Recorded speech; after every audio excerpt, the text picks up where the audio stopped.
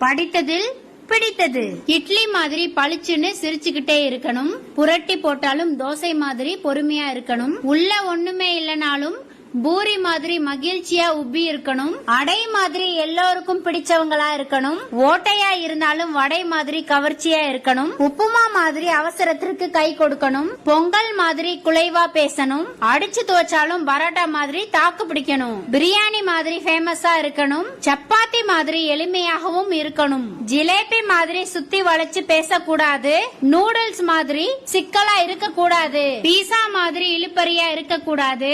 புட்டு மாதிரி உள்ளதெல்லாம் கொட்டக்கூடாது. கேசரி மாதிரி இனிமையா பேசணும். பாயாசம் மாதிரி விசேஷமா இருக்கணும். அப்பளம் மாதிரி ஆறுதலா இருக்கணும். அவியல் மாதிரி ஒற்றுமையா இருக்கணும். ஃப்ரூட் சாலட் மாதிரி சக்தியோட இருக்கணும். ஐஸ்கிரீம் மாதிரி கூலா இருக்கணும். டிகிரி காபி மாதிரி நம்ம வாழ்க்கை மணக்கணும். நன்றி, வணக்கம்.